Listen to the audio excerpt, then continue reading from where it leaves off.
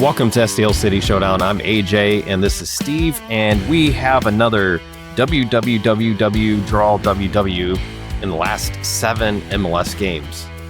Okay, I heard them say the Apple announcer. No, it wasn't Apple announcers. I was listening to the local broadcast. This current undefeated streak of 8 games by this team is the most in team history. It's the longest streak this team has ever had. I didn't know that, which makes sense. Well, I mean, let's be honest. We had a team that was good for the first, half season in 2023. Yeah. And then we had Olaf Ball and everything else. I would say I'm not shocked, to be honest. Nope. This arguably may be the second best team I think we've seen. I think there might be a little bit of debate there. I mean, like when Hitch was coaching and we had Hartel and Thatcher could actually score goals. Do you remember that? That was such a good time. That was more of an innocent time. I know. We look back, the things we had, It's kind of funny, isn't it? Yeah, well, it's funny in a sobby way.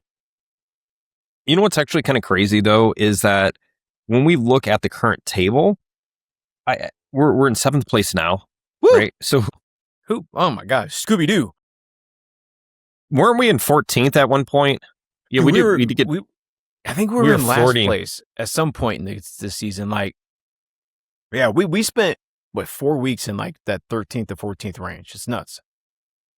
And here's the crazy thing is I'm looking at the points, and now there's some games going on because we're recording at 10 o'clock right now. And as it stands, St. Louis has 25 points. Seattle has 24, LA Galaxy 23, Minnesota 23. So there's a lot of teams behind us. So if we lose, let's say next week, there's a lot of teams that potentially could leapfrog us. But on the flip side, in 6th place, Dallas has 26, Houston has 26, and then Real Salt Lake in 4th place has 29 because they're currently winning. Of course, that could change. They're still in like the 30th minute of their game. But the point is if we win next week, we potentially could go to 5th place. Yeah. If we lose next week, theoretically, we could drop to 10th place. Yeah. So literally next week, we could go anywhere between 5th to 10th place. How nuts is that? That second tier in the West is extremely crowded, which is great. Like that shows the West has some parity. Like we actually have it's not top heavy, if you will. I look at the East, and it's a little more top heavy. Once you get past 4th, it's kind of crowded a little bit. But I like the fact that we're talking about this. This is good for a soccer club that we can actually talk about playoffs and talk about games that matter instead of just, it's a good moral victory. Because I've been saying there's no such thing as a moral victory. You lose, it's bad. You win, it's good. But it's good. It's good. And we had to wait for this win until the 80th minute. And it felt like we were going to be talking about a draw in 1 point and how destructive it was going to be to our psyche to have lost this match when we went up a man so early. But we didn't because the team was patient. So, let me ask you about that because before we started games, because that was such a pivotal. Let's try that again. That's easy for you to say. Rewind. What's that? That's easy for you to say. Well, I know, right? So, since it was such a major, quote unquote, major point, do you think that was a red card? Do you think it was truly a red card? I thought it was a weak red card, but in the spirit of the rule, it would have been. Because I do think it looked like he was about to, what was that, saying Ben was about to leap out there, and the guy definitely pushed him down. So, if it was close enough, if the referee and the VAR thought that it was definitely warranted, then yeah. So here, let me ask you this. So this is the quote unquote criteria for dog. So denial of obvious goal scoring opportunity. There's 4 criteria and we'll go through each one of these. Distance to goal. So was it close to goal? Essentially. I thought it was just past the half. I don't remember the play exactly, but it was just outside of the box. I think it was between the box and the line. So it was still within goal. Basically, I would say probably direction of play. Was he moving towards the goal? I think that's for sure he was. Yeah. Likelihood of keeping or gaining control. if the attacker had or could easily control the ball had the foul not happened. He was ahead of the defender. Yeah. Yeah. And then the final criteria is number and location of defenders.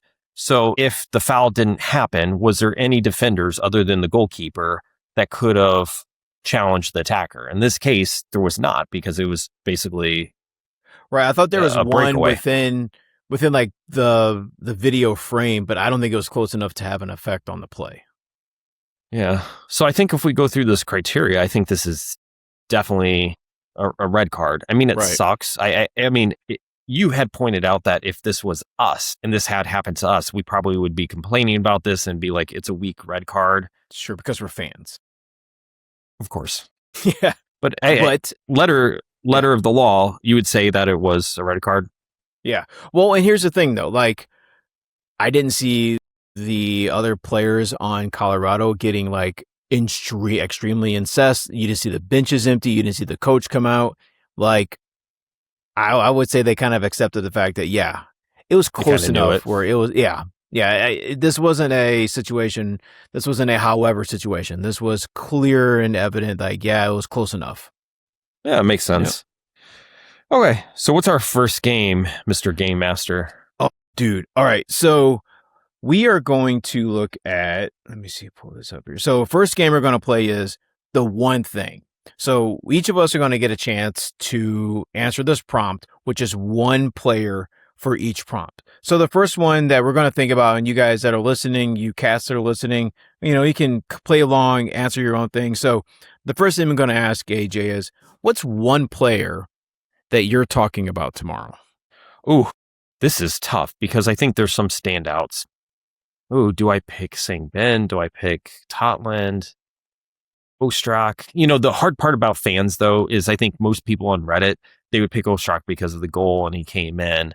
But I actually, you know what? I'm going to go with Totland, because how many times did you hear his name where the announcer was like, oh, Totland made a good move. He successfully made a great defensive play, or the passing. I think we looked it up. He had 91% pass rate. Holy moly. Like, that's great. That's definitely above an average player, right? He had the assist. Like, he had that great header that put Ostrak in the position. And the other thing is, we looked this up too. He had 4 shots. If I recall, he had a shot on goal, 2 blocked, and I think maybe 1 that missed. So there was 4 shots. And what was his XG? Didn't you say it was 0.28? 0.28? Yeah. Okay, I'll take it. That was a quarter of our XG. Our XG was only 1.03. Yeah. One player had almost a quarter. Yeah, I think that's good. Like, I'm thinking about you go to work or you're hanging out with people that are other soccer fans and you're going to talk about that. I think it's good to be able to bring up Totland. For me, I'm going more service level. I'm going to say Ostrak, only because of the fact that he dealt with that injury throughout the early part of the season. And it was noticeable how DeMay just left him off rosters every single week. The man could never get on a roster. That's true.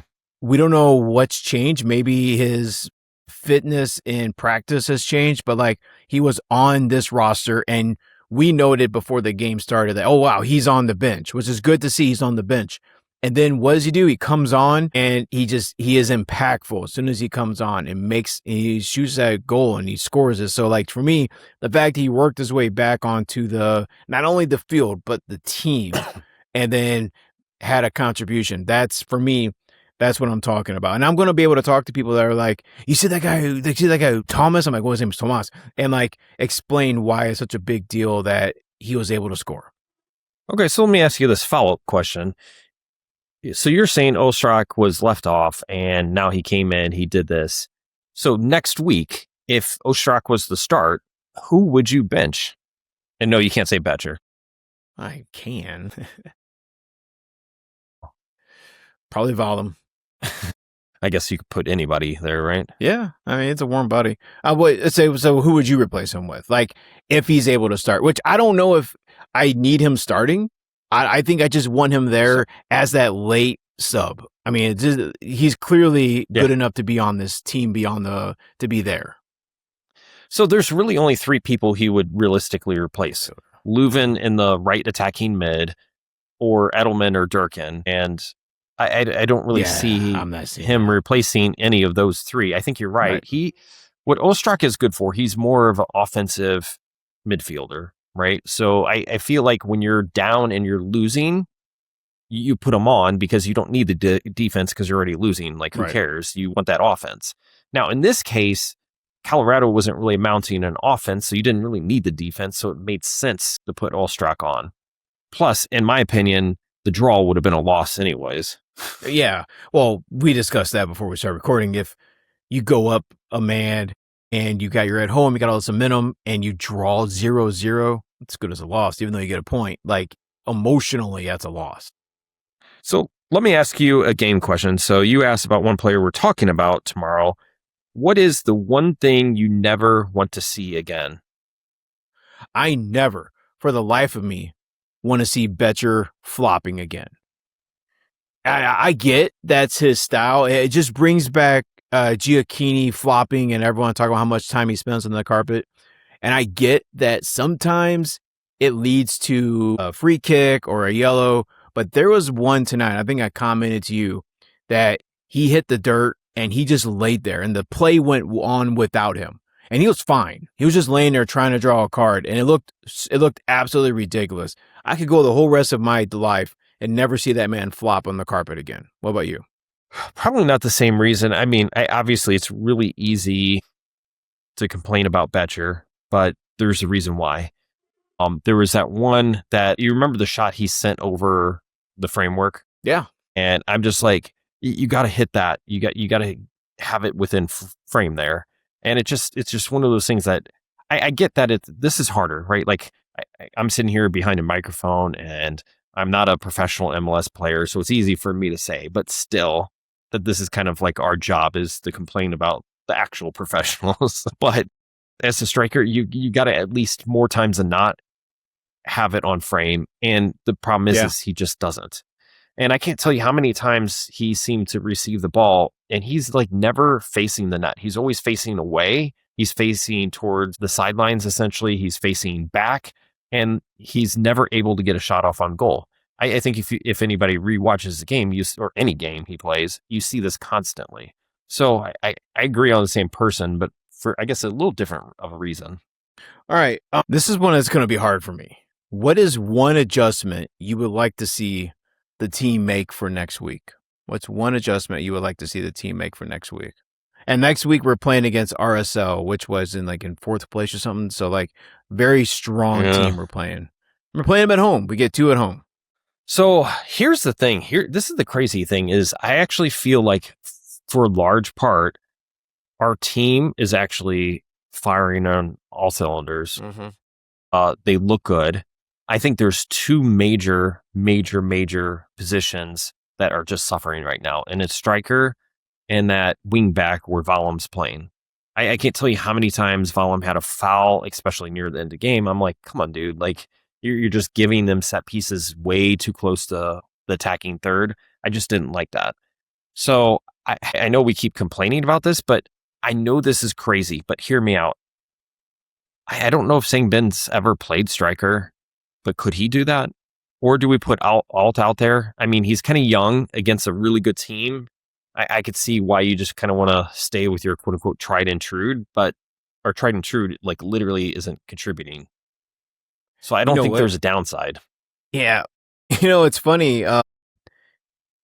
When I posed this question to you, I was like, I don't know what changes. I don't know what real adjustments, but man, Alt came on today and he came on the 76 minutes. I was trying to see how much time he played tonight, and he really didn't make a ton of impact while he was out there, but I would like to see a way that we could structure the game around Sang-Bin with being the striker. Move Betcher back.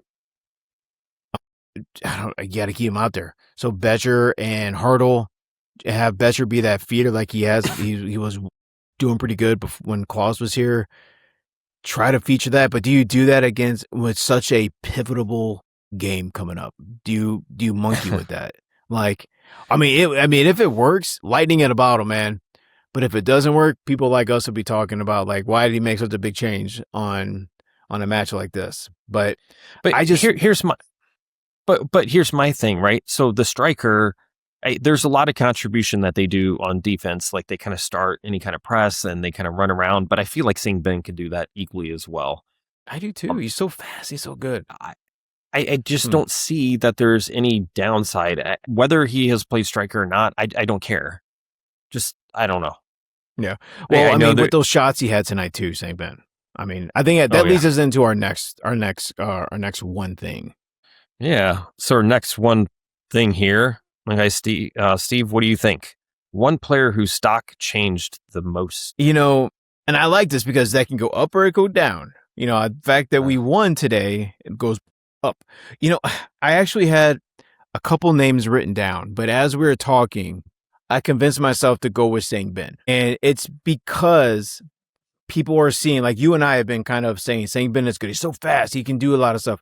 And I think it's starting to click. And people outside of the wacky podcast universe that talks about this team are seeing the effectiveness of this young man. And I'm wondering if his fitness or whatnot is kind of off. He was subbed out at the 58th minute. Like, I wonder if we can stretch him out longer, because I think people are noticing him now, and it's like he's there. I think I've even seen him on a billboard. Like, he's present on this team. And for me, I think his stock is going way up. The fact that you mentioned replacing Betcher, putting him as a striker, leads me to believe that yes, his stock is going way up. So for me, it's Saint Ben. I'm glad to see this young man succeeding. So like for me, that's that. What about you? What player on this team stock has changed to you the most today? Saint Ben is decent, you know, because he had a good game, but he does seem to have really good games, and then he's absent other games. I think at least for the coaching staff, I think they have to look at Ostrak. So I'm going back to your person you picked not too long ago. I would say, how can they not look at him? Because he did have an impact. Obviously, a goal is a goal, right? Like, one goal doesn't automatically make a player deserve a starting lineup next week or a high consideration for early sub. You know what I mean? Yeah, I do. But I feel like he played well. I mean, the only other thing I could say is with such a good game, Totland was probably my runner-up for that.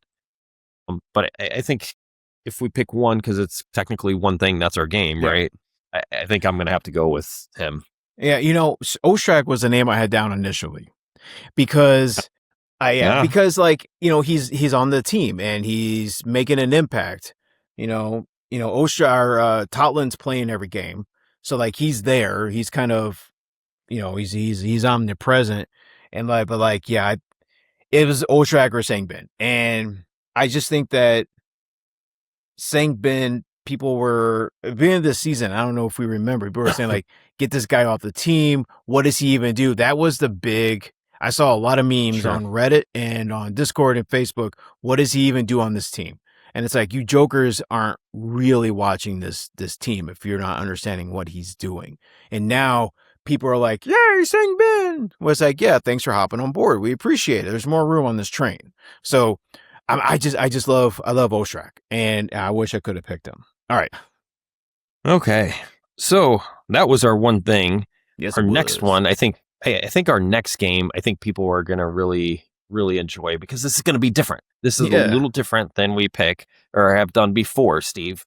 So, Mr. Steve Game Master, what is the next game?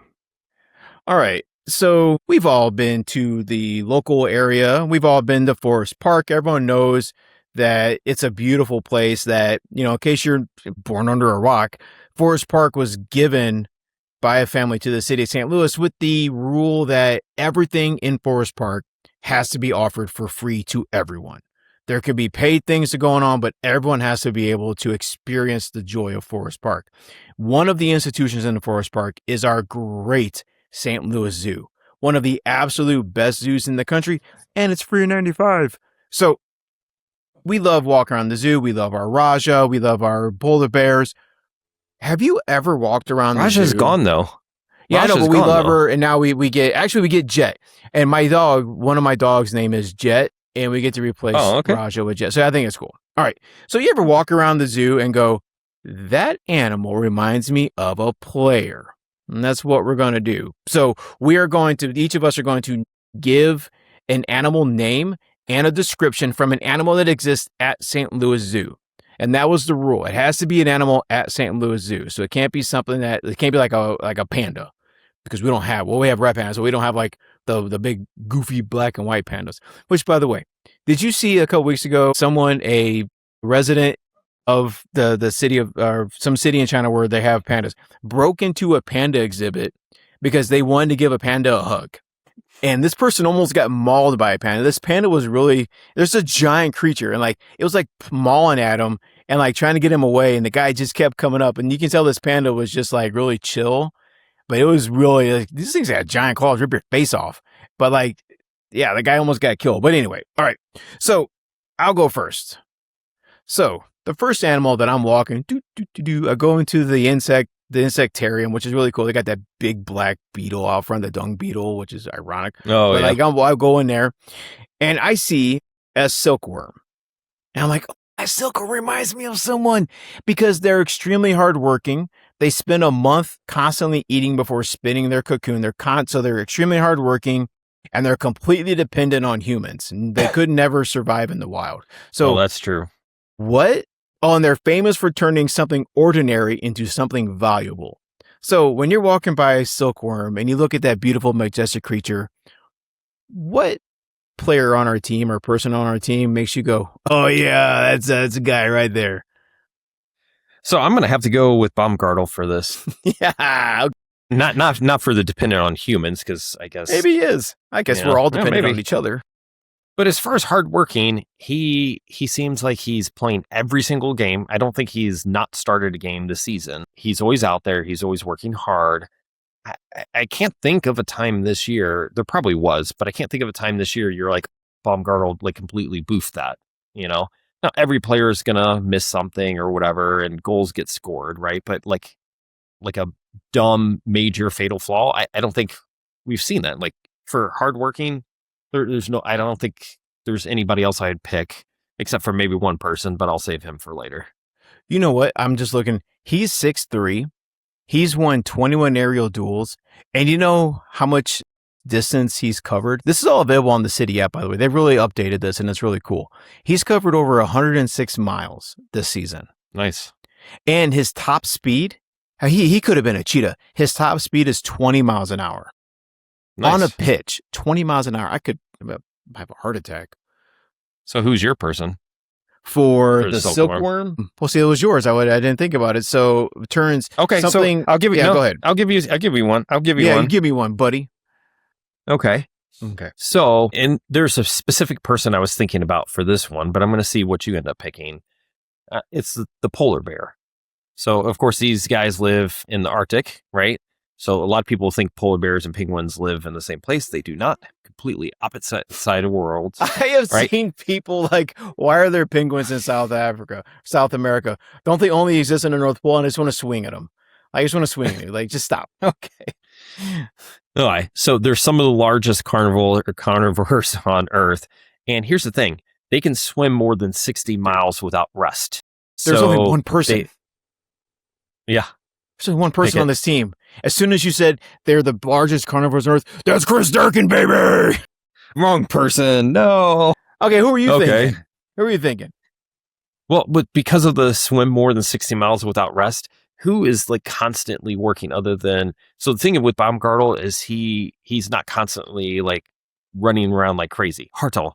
He's always running around. He's never getting rest, and that's why I was thinking of that. And carnivore, because he's like, kind of that on the attack with the big teeth. But okay, Durkin, I could see that too.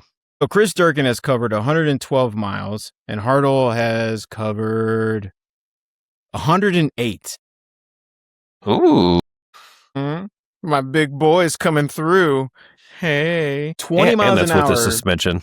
20 miles an hour. Yes. And we talked today, he's about to get a second one. This fool. And his top speed is 21 miles an hour. Chris Durkin, my American sweetheart. Mamma mia. All right. Now, my next one. All right. So this one's kind of weird. So get ready for this. The ruddy duck. So you're in the big bird cage, a birdhouse. The ruddy duck. Let's see. It's a small diving duck with his tail held straight up. It can sink beneath the water instead of him making a dramatic dive. The males are impossible to miss due to their big fancy hair and their certain coloring. So if we were to look at make the soccer comparison, maybe you're looking at someone who can quietly disappear from defenders and looks calm but does all the dirty work, or maybe they're sneaky effective. The ruddy duck. Well, if we're talking about the hair, isn't it McNaughton that has like the white hair or whatever? Just bleached his hair. Isn't that like literally the description you just gave? Yes. As soon as I read it, I was like, oh, that's McNaughton. That's an easy one. Yeah, I'm going to have to go with that just because of that. Why not? And I always say, yeah, he does a lot of dirty work and he's very efficient. So yes, I think that's easy. Yeah, but that hair, man, you can see him. It is stark. My dudes, if you haven't seen this, if you haven't paid attention, it went from like AJ's hair color to Justin Timberlake tips from the 90s. Like it's intense. Okay. So I want to see what you come up with this one. You ready? Yeah. So the black-tailed prairie dog. So they kind of look like groundhogs in a way. They're Okay. crazy. So their name comes from their quote unquote barking calls. Of course, they live in prairies because that's literally in its name. They are known as dogs, but are actually large ground squirrels. And they can create huge burrows that are called towns. So, who would you pick for the prairie dog? That's Roman Berkey. The way he crawls around, the way he barks constantly, that's Roman Berkey. That's my favorite. Hey, I love that, man. We did see Angry Berkey today when there was that wide shot that went way left of the goal. Yeah, we definitely saw Angry Berkey finally. That is hilarious. I like that. As soon as you started talking about barking and then known as a squirrel, I was like, yeah. That's Berkey. That's Berkey. That's hilarious. Okay. You got a last one for us? You got a little work to do. You got a couple? All right. The next one I got. Fun. So we're walking around, we're like, that is an ocelot. That's an ocelot. All right, so they have excellent vision and hearing. This is all from the St. Louis Zoo's description. They have excellent viewing and vision and hearing. They're a superb climber, jumper, and swimmer. They are a patient predator that waits for the right opportunity. So which player on our team would that describe? So honestly, the player that has the best vision, hands down, right, is Leuven. He does. He's constantly looking downfield, but he's also looking close. Like last game when Joyner was playing the right wing back, we constantly saw Leuven looking down and trying to connect with him. And of course, Joyner couldn't figure it out.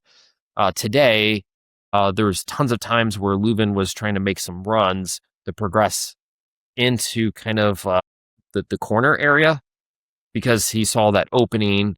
And of course, nobody else saw him. Nobody else was playing for that.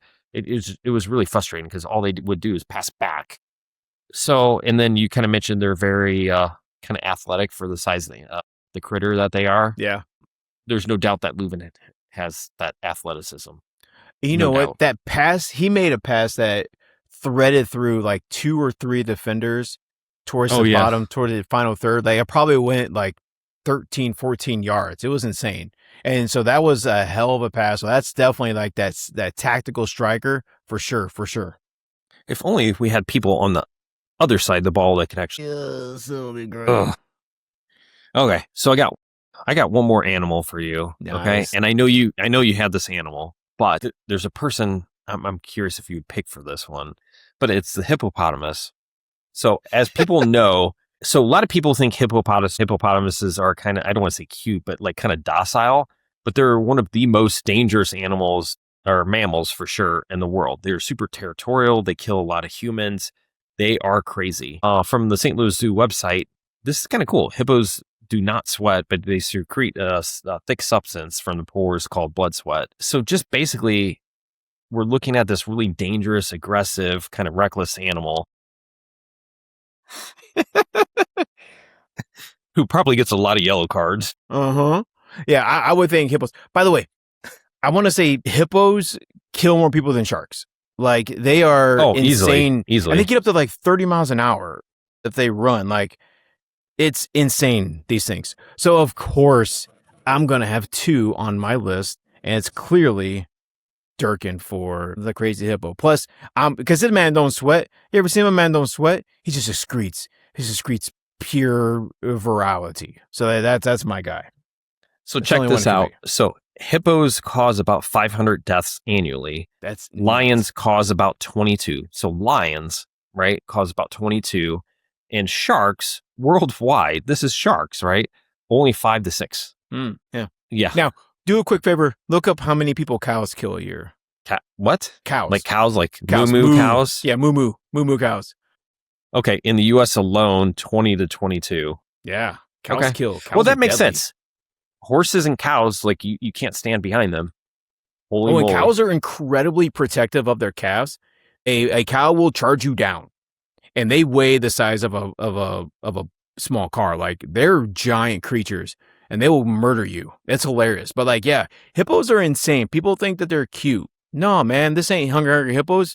They have giant teeth that are the size of this cup, and they're fat turds. All right, last one I have for you. Let's do it. All right, the dwarf mongoose.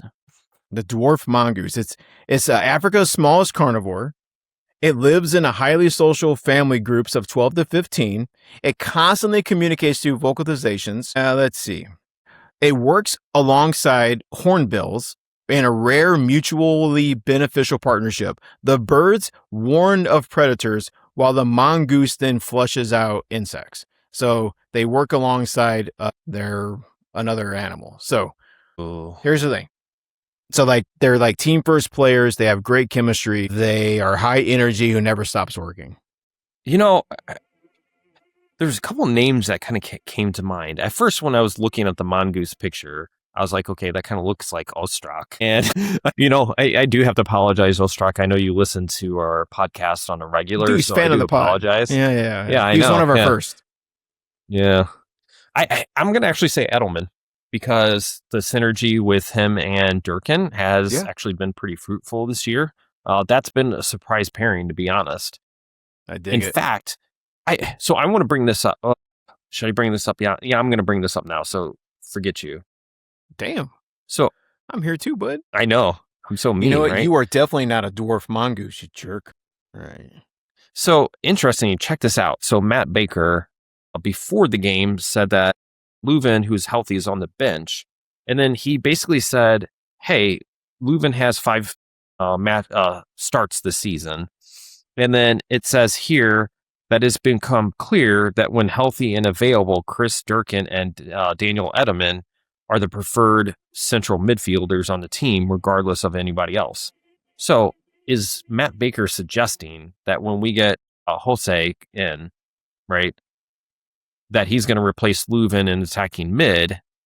Would you really start Edelman and Durkin because of that wonderful partnership over Leuven? Oof. I would say if we're winning and that's the team that's helping us win, yeah, man.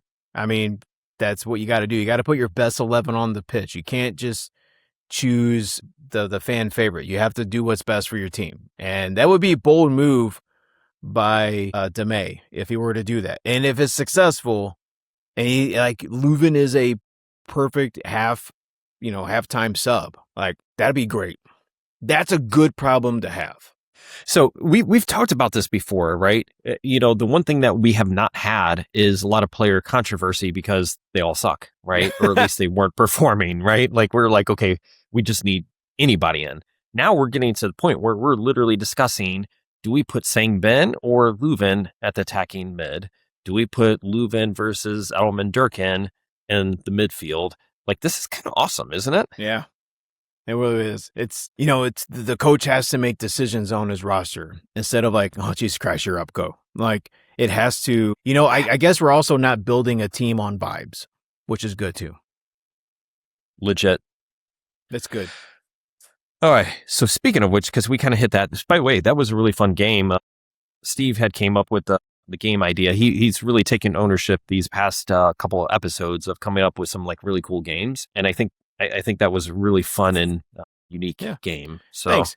And guys, let us know if you're listening, if you want to comment on the episode, on Facebook, on YouTube, on Spotify, on Apple. Let us know your animal and what player would relate to. Because I think it's pretty wild to see like how people think about these, or any of our responses. Tell us how wrong we were. Like, oh, you dummies, that should have been all Chris Durkin. That'd work.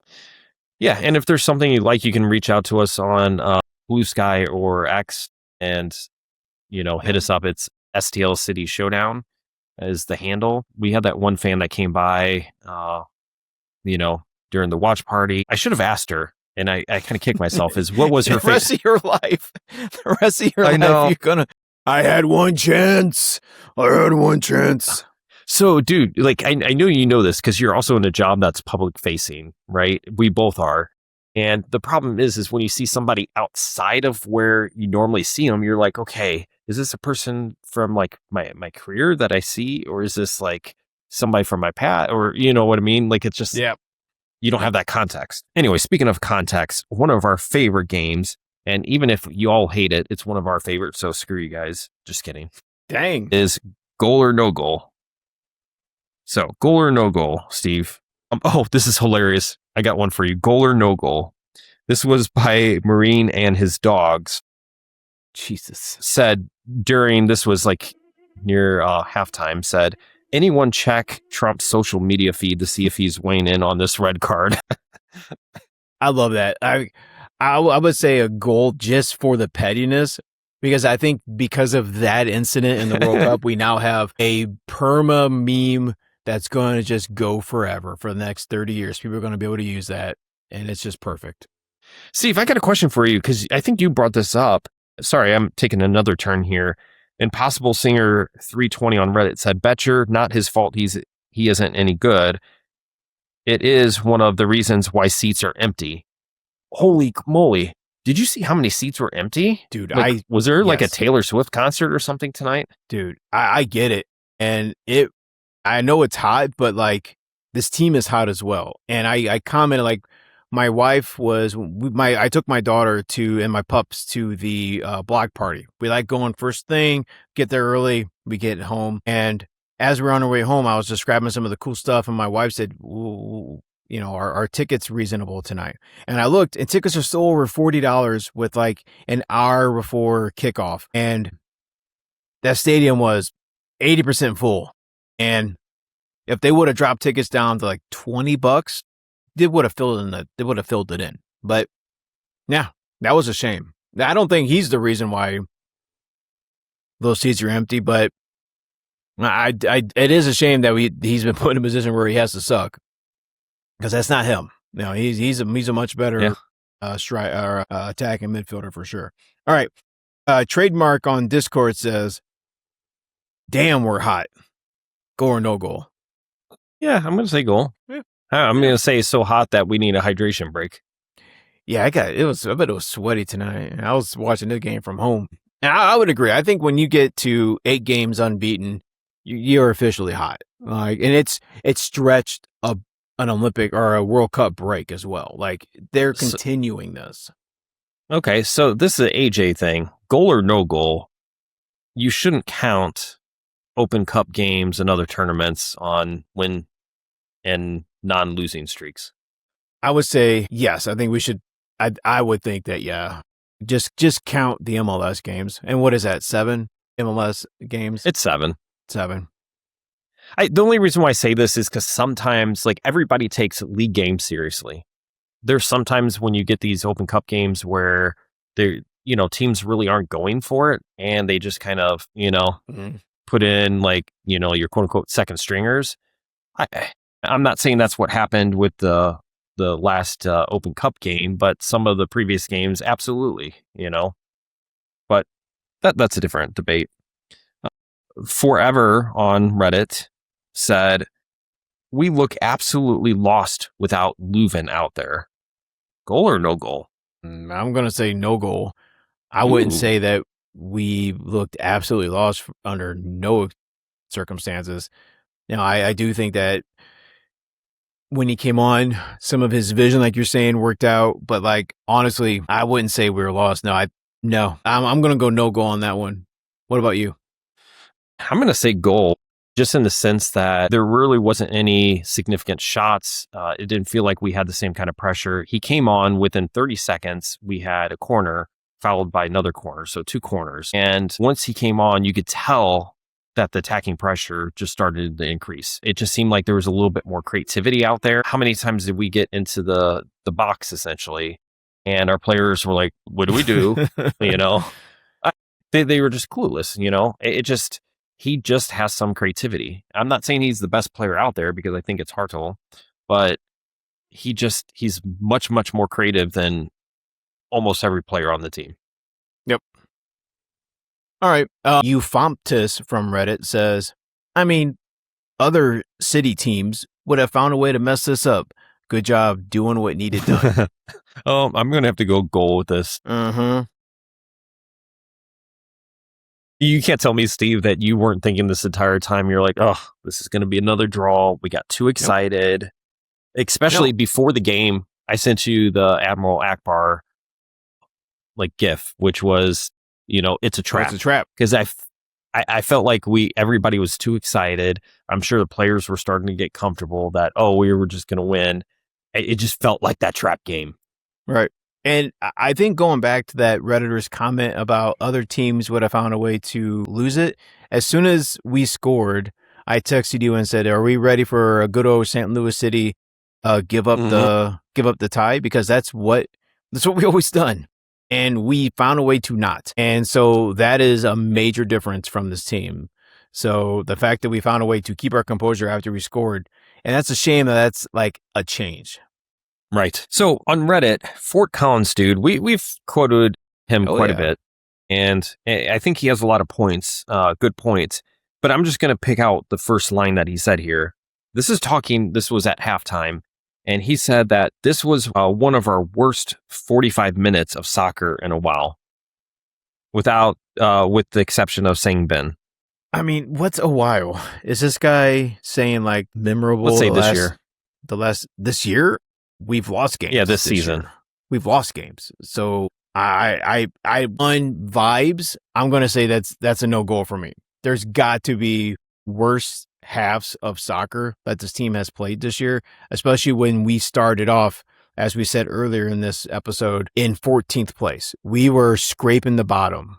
Like there's no way that statistically this is the worst half of soccer that this team has produced this year. So first flush, I have to say no goal on that one. So do you think it's just because we've had a win streak, we've seen goals happen, that we just assume that, okay, you go down a man that you're going to score, not realizing that it's still... Because the thing is, this isn't hockey, right? Like when you have a power play and you go down a man, or the other team goes down a man, right? Like they score, I think it's like 30% of the time in that couple of minutes, right?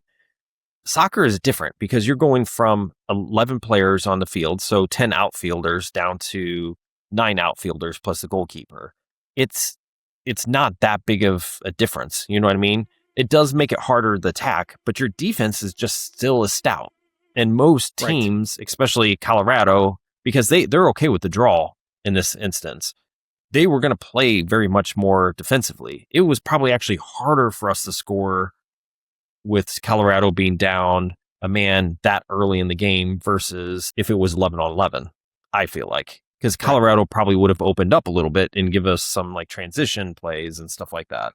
Yep. So I don't think it was the worst. So I think, and I am, as you are discussing this, I am kind of going through Reddit. I think that there is a natural tendency that there has to be someone, there has to be an energy, like a negative energy. Like, yes, this is good. We're doing good. And I think sometimes people feel the need to vocalize a contrary opinion just to have people recognize that they're saying something. Because like to say that, like I've seen people saying like, also, this is a horrible half. The coach needs to go because he can't manage a red card game. Like, what are we doing? Like, enjoyed this win. It was a hard fought win. You could see the tactics out there. You can see the change. This isn't we accidentally won a game during Olaf Ball. Like this, like we accidentally won a few games and it felt, but we did. We can actually see some things building. I was very cautious with the head coach at the start of the season. I was, we got to wait and see. But hell, I can admit this stuff is working. Like, yes, Ray's done a good job. DeMay's done a good job. And if it blows up, we'll be here to say, okay, what are we doing wrong? Like, just to nitpick, just to have your voice out there is just dumb. It's just stupid. And like to sit back, not everything has to be said, and just enjoy this moment. It's a shame that people have to look for everything negative instead of going, we're in 7th place right now. Like we were just in 14th place. We missed the playoff the last 2 seasons. Like, let's go ahead and have a little hoo-ha with this. Yeah, this is pretty cool. Like we actually are in playoff contention and it's hotly contested, right? Like what's more fun than like a game 7, right? Because game 7s are like, okay, you have to win kind of thing or you lose, right? Like here we get 2 losses back to back. Boom, we could fall to 12th place. We get 2 wins. We potentially could climb our way up to, I don't know if we could get to 4th place, but we definitely could get to 5th place. 5th, yeah. Considering we were at 14th, 15th, whatever place we were at, like the lowest that we were at, like this is pretty like awesome. Right. Considering in 24, we were counting draws to try to figure out if we could make it to the playoffs. Like I distinctly remember like how many draws we had. And we're like, if we just keeping draws, can we get to the playoffs? No. We're actually counting 3 points. You get to count by 3s right now. This is like elementary school. We're counting by 3s, friends. We're not counting by 1s and 0s anymore. This isn't binary. Check this out. We've been earning a point a day. So that is 9 points in 9 days. How cool is that? That's nice, man. That feels good to be able to have double-digit points and be in single-digit place in the table. Absolutely. Like, that's dope. That's dope. You ready to run this out? Yeah. All right. Let's do this. Fun game. Let's run this out. All right. So find a partner or a chair, push it over, pretend you're your favorite animal from the zoo, beat your chest, raw, or be a silkworm and roll around the floor and go, all 4. We want to get city, baby. Woo! Whoop, whoop. Whoop.